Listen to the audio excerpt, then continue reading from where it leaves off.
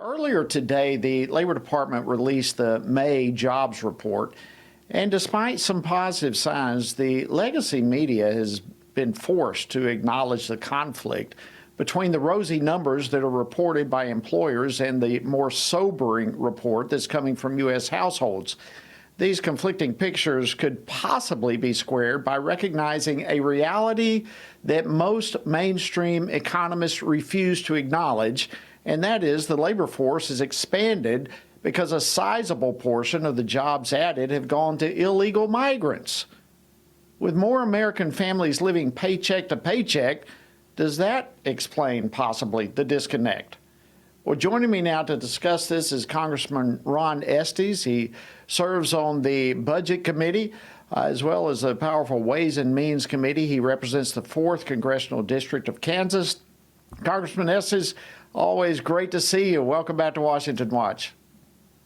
Well, thank you, Jody. It's great to be on.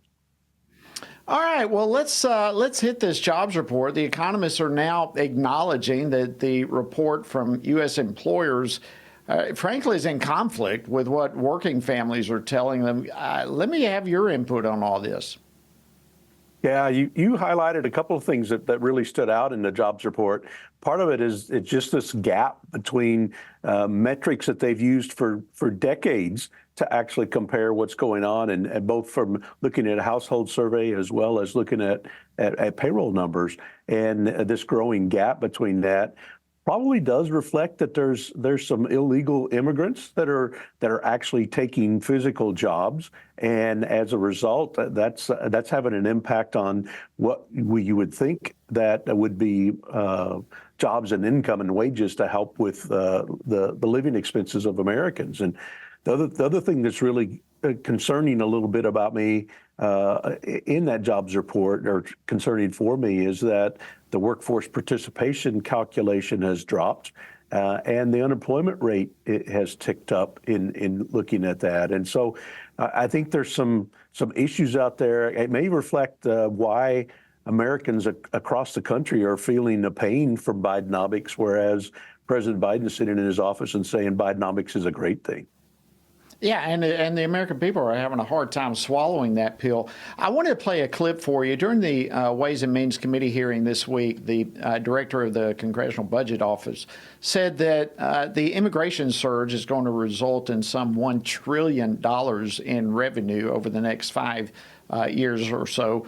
But then Stephen Goss, the chief actuary of the Social Security Administration, said this, and I want to get your response. On the bottom line, really, immigration of all forms is actually a positive in the realm that we're in now, where the birth rates in the country are as low as they are. So immigration is actually a positive. Immigration in any form is a positive. So I guess the terror threat, fentanyl flooding the U.S., maybe that's not so bad after all. What in the world how do you respond to this? Yeah, it really is appalling that they would think about supporting and encouraging and condoning illegal activity and people that violate our borders to come across. And, you know, the way they calculate numbers, technically they can say, yes, they get some money coming into the Social Security Trust Fund, if you assume that some of the illegal immigrants that have come across can come up with a fake Social Security number and get a job and have payroll tax withheld from their work. But that doesn't work at all if somebody's getting paid cash under the table for the work that they're doing. And at the end of the day, they're bragging that they're helping the Social Security Trust Fund by taking money away from the pockets of these illegals that they say they want to have work. And what they don't talk about at all is that there's over $150 billion a year being spent in support for these illegal immigrants that have come across the border. So when they brag about a net positive of $1 billion, then they don't discount that it's costing $150 billion in other services. Wow. Well, and just on top of it all, it's just astounding to me the left's effort to put a positive spin on the surge of illegal immigration. Just stunning to me. All right, as we wrap up, we've just got a couple of minutes left, but of course, we're in an election year. We continue to see reports of the Biden administration expressing frustration that voters don't realize how great the economy really is. What's your reaction to that? Yeah, it really is. I mean, it reflects the election crisis, the re-election crisis that President Biden is worried about. He's not worried about a border crisis. He's not worried about what the people are really feeling, the pain in their pocketbook as they're having to pay for groceries or pay for gas. Instead, he's worried about the optics around how he can get reelected, and that's what he's done this week with the executive order that he passed to try to couch that he's doing something at the border to stop this illegal immigrant crisis. Actually, he's engineered it from the things that he did back starting from the first day he was in office. And American people know that. They're aware of it. They understand the truth, even if they're trying to hide it in the White House.